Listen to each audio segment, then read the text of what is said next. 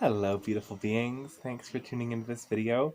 And I'm going to begin now a series on working with our 7 chakras and how we can open and clear and upgrade all of the chakras. So the chakras are constantly in a state of expansion and renewal. So even if you've already done a lot of work, you can always do more work to have even clearer and better connected chakras. And the chakras will store traumas, and the more esoteric term for this is samskaras, habitual patterns of belief that leads to thoughts and behaviors. And they are mostly implanted unconsciously from very young ages. And this is especially true for the root chakra, where we're going to begin. So some basic things is the root chakra is red. Hence, I have a lot of red little flowers and red outfit today. The root chakra has 4 petals in the sort of mythology where every chakra is symbolized by a lotus with a different number of petals.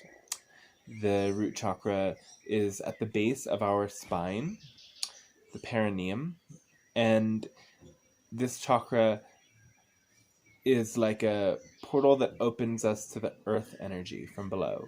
So the element associated with it is earth. And in the traditional sounds of the chakras, it is lung or lam. And oh my god. So the chakras also develop in stages. And every year of our life, we're working with a different chakra set. So for the first 7 years of our life, the root chakra is developing, and then the next 7 years, sacral chakra, so on, moving up through the chakras. But there's also a secondary function. So the year 1, it's the root and the root. Year 8, sacral chakra begins, root again. Year 15, solar plexus, root again. Year 22, heart is developing, and then the root again. 29, the throat is developing and the root again. 36, third eye, the root again. And 43 is the crown and the root again. And then, of course, after the next 7 years, we begin again with the root. So,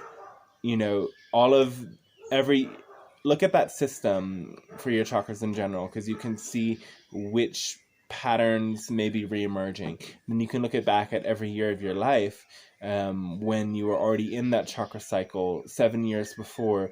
What were the themes? 7 years before that, what were the themes? Because the same themes occur again and again. And then the root comes back again to these first 7 years of our life, and we aren't fully conscious of the world in those times. And so in this sense, the root is not really fully conscious. The root governs so many patterns that are going in the background that basically do with how we feel our survival, and our connection to the world around us, and our connection to our tribe. So those are the things that the root primarily functions with. And when the root is out of balance, what we're feeling and what we're perceiving in our world is that we aren't connected, that life is a hustle, that we have to work really hard to get by, or we may have to work really hard to prove ourselves in our community to keep our worth there. So when there are big problems in the root chakra, we will see this manifest as low back problems with the digestion, and particularly with the large intestine, the last elimination function. Either constipation or diarrhea can manifest as root chakra issue. We can also see a lot of skin issues and inability to sleep, kind of always on edge, always about to respond with that fight or flight mode.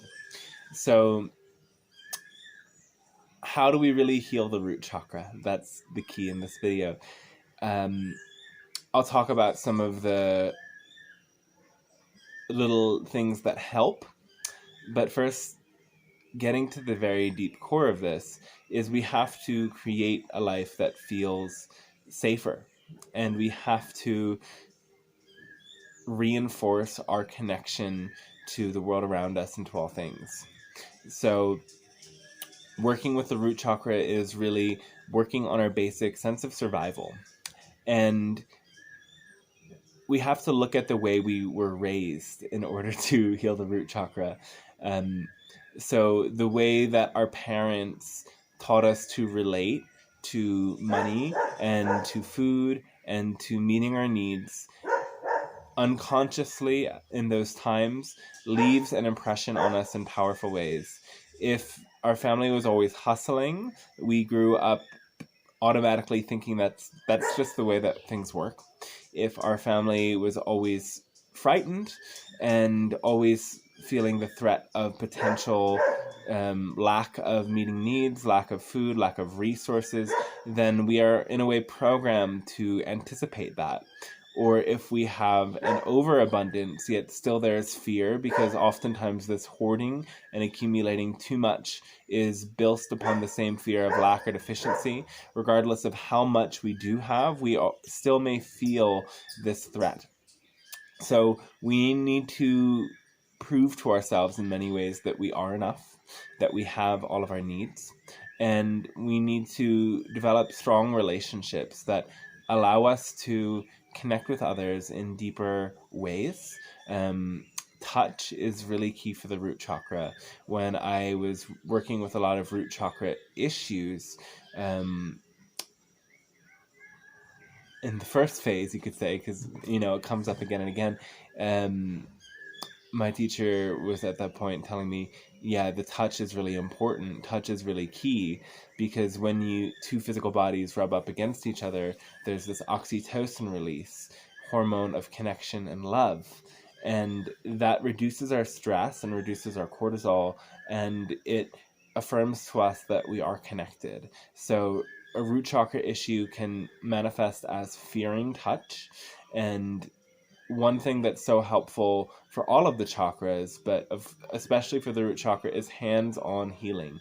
So I'm a Reiki master, and I teach that not as much as before, as I'm focused more on channeling now. Though Reiki was founded as a touch-based modality, and there are some teachers of Reiki and teachings around Reiki now that are teaching like hands-off, hovering over the body sort of Reiki, and that's kind of emerged mostly due to legal restrictions where people cannot offer therapies without being a massage therapist. But Reiki is a touch-based modality, and I remember in learning that at first it was like the touching other bodies, like somehow that didn't feel okay. Like, it was okay that me and my family shared hugs, but it's not a culture that we grow up in where touch is really encouraged among children. So we're always kind of questioning, do I belong here? Because in a way, touch is a very natural way that these energies affirm our connection with each other. So working with touch-based therapies is really helpful for the root chakra. And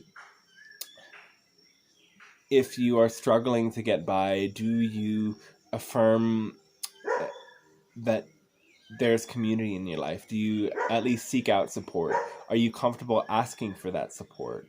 Because for the root chakra to really heal, we need that good support system in our lives, that regardless of what happens, we know that there is backup, and there is enough in the world. There is enough love. We need to prove to ourselves that there is enough and we're not going to run out. And hopefully we have the access to meet those needs. Some people in this world don't have that as much, but there are ways that when you affirm your safety and work with some of these tools, you can create that stronger foundation so that you can feel safe and you can feel able to connect. Root chakra issues can manifest as a continuous fear of rejection.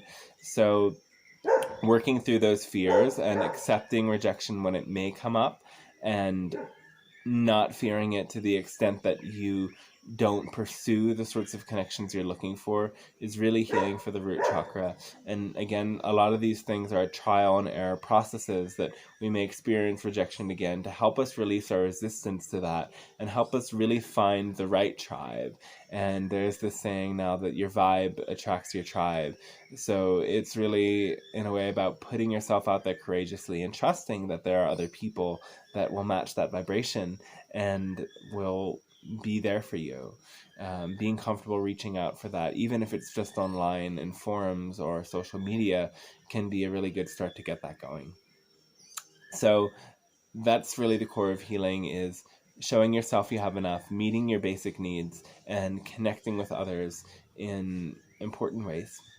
And so there's also a lot of tips that are sort of like adding extra layers to that and taking you a bit deeper.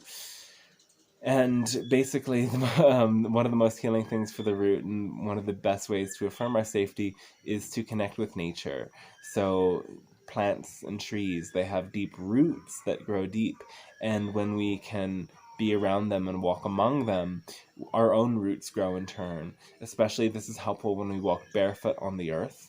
We can put our backs against the tree and breathe with the tree and feel our energy merging with the tree. Feel how the back of our chakras open so that we can take in that tree energy. And there's a very common meditation that I encourage people to do, and I do it all the time, to visualize roots of light that go from your own feet and the base of your spine into the earth, so literally out of your root chakra into the earth, and see yourself pulling up nutrients. And I also go to many different layers of the earth, like the layers of crystal grids and minerals, the fossil fuels, or what people call the black lake, even deeper to the molten core of the earth and the solid core of the earth. See your roots grow all the way down to the core of the earth, and visualize that energy running up, and affirm your safety. Putting your hands in the soil, quite literally, will support your root chakra as well. There's a lot of powerful, what they're studying to be antidepressants that are in the soil, and when you get your hands deep in there and get dirty, that's very rooting and grounding as well. There's nothing more grounding than growing your own food. A lot of people are called to that, some are not. It's just a matter of where your natural resonance and calling is. So eating root vegetables, potatoes, carrots, beets, ginger, garlic, onions, anything that grows from within the earth, even peanuts that grow deep within the earth. Those things are incredibly grounding. The deeper the things grow, the better they are. Yucca, that's another good one. And so you can see with foods that those that grow deep are good for the chakras, the lower chakras. Those that kind of grow on the ground or grow up a little bit are good for the middle body chakras. And those that grow up way really high are good for the upper chakras. And we can notice this with all foods. So foods that grow deep in the ground and foods that are red especially are really good for the root chakra. So strawberries, I already said beetroots, cranberries, and other red food. I personally don't encourage eating meat, and you can look a little bit back in my videos about one that's kind of the difference between grounding and lowering your vibration. And meat tends to lower your vibration more than ground you, because you're consuming food with not so much pranic energies. It does give you a heavy feeling, so it seems as if it is grounding you. And of course it's filling you with protein, which is grounding, but there are so many other ways to get your proteins in. So protein heavy food is also really good for the root. Anything with the color red, surrounding yourself with the color red, like I've put here some red flowers, I'm wearing red. To wear red, having red crystals. My favorite for the root chakra is garnet. I was always attracted to garnet in moments that I'm ungrounded. But also the colors black and brown and gray affect the root chakra as well. So if you can get crystals or clothes of that nature, that will be very grounding. And those colors are also protective colors. And green can actually be opening for the root chakra as well, believe it or not. So the color of the chakra and the opposite color often works very well. And one thing my teacher taught that he saw in a vision was that when the chakra is kind of, he would call it underactive, meaning there's not enough energy there, it's kind of shut down, the opposite color will help more, so in this case green. And when the chakra is overactive, and in this case your root is overactive when you're so focused on your survival and you're so overly concerned with it and you're too stuck in this physical dimension, then the color of the chakra in stones will help. So keeping red crystals around your root chakra, doing crystal healing like that can be really helpful. Herbs that are really good for the root chakra include ashwagandha. Ashwagandha is kind of universally good. Ashwagandha and turmeric and anything that boosts your adrenal function, anything that detoxes you. It's very good for the root chakra as well.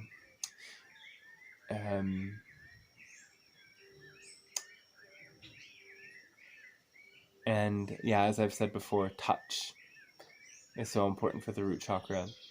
Music that has a lot of drum beats and percussion is very good for the root chakra. Anything that gets you moving and shaking and is kind of heavier is really great for the root chakra. So those are some sort of permission slips that can help this chakra stay more in balance. And it's also good to, as I've said before, getting back to these original premises of clearing around the fears of what could go wrong that would unground you. Do you have this survival fear? Where does that come from? If you do some inner child work to go back to those moments where you were really kind of programmed to be afraid and to be in hustle mode, or you saw your parents doing that and you started to mimic that behavior, that feeling, and teach yourself the wisdom that you're learning, that it's okay, that you have everything you need and you always will. When you reach out to the right people and you do what really makes you feel good and comfortable, your root chakra will heal and you can have a happy, beautiful life. Tell that to your inner child in those visions, as that's a really powerful tool to clear away those energies. I just thought yoga poses that are really good for the root chakra, anything where you're doing a forward bend, standing or sitting. And the warrior poses are very good for the root chakra as well. Hip openers are very good for the root chakra. All of this is great. You may even want to do a full digestive system cleanse to tune in your root chakra and change the way that you eat. Even do some colonics. It's so good for the root chakra as well. Get things flowing. And so connecting with the earth element in general. Again, we talked about walking barefoot, putting your hands in the soil, and the earth element is in being still and calm and connected to those things of the earth, doing little hobbies and art, anything with your hands that's very soothing can help your root chakra tune down.